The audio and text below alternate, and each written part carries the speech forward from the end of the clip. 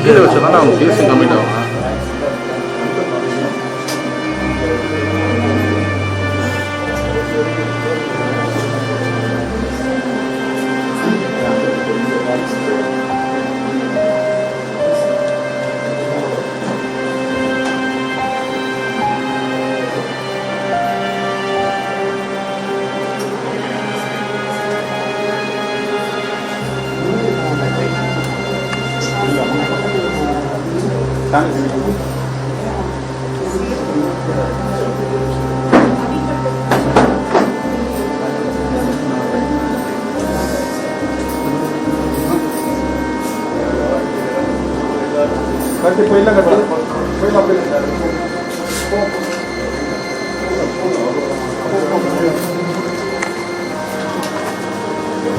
இல கணேசன் அவர்கள், அவரிடம் நிகழ்காலம் கற்றுக்கொள்வதற்கு ஒன்று உண்டு.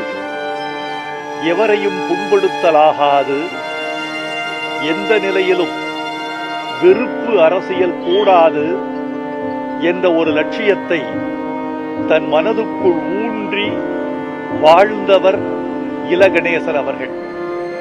எனக்கும் அவருக்கும் உள்ள பழக்கம் இலக்கியம் குறித்தது. பொற்றாமரை என்ற ஓர் அமைப்பை அவர் நிறுவியிருந்தார். அதன் வழியே அவர் இலக்கியம் வளர்த்தார்.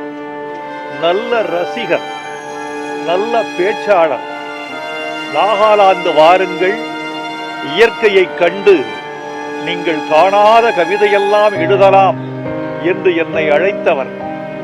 அவருடைய அன்புக்கு நான் என்றும் கடமைப்பட்டிருக்கிறேன். அவருடைய பெருமைகளுள் ஒன்று, அவர் எல்லாரையும் மதித்தவர் என்பது. எந்த உயர்ந்த நிலைக்கு சென்றாலும் சமூகத்தை மதித்தல் என்பதில் அவர் எப்போதும் முன்னணியில் நின்றார் என்பதில் அவருக்கு பெருமை உண்டு. இல கணேசன் என்ற பெயருக்கு கீழே அவருடைய தியாகத்தை எடுத்துக்கொள்ள வேண்டும். அவருடைய நீண்டகால வாழ்வியலில் அவர் தன்னலமற்றவராக இருந்தார் என்பது மிகப்பெரிய குறிப்பு. எனக்கு தெரிந்து நேர்மையான வாழ்க்கைக்கு சொந்தக்காரர் என்பதுதான் இல கணேசன் அவர்களின் மிகப்பெரிய சிறப்பாக நான் நினைக்கிறேன். அவருக்கு நான் எழுதியிருக்கிறேன், போய் வாருங்கள் நல்லவரே, தாமரை மட்டுமல்ல சூரியனும் துக்கம் கேட்கும் என்று எழுதியிருக்கிறேன். அதையே என் இரங்கல் செய்தியாக சொல்லிக்கொள்ள விரும்புகிறேன். அவரை இழந்து வாடும் அவருடைய நண்பர்களுக்கும் உறவுகளுக்கும் சுற்றத்துக்கும் என் ஆழ்ந்த இரங்கல்.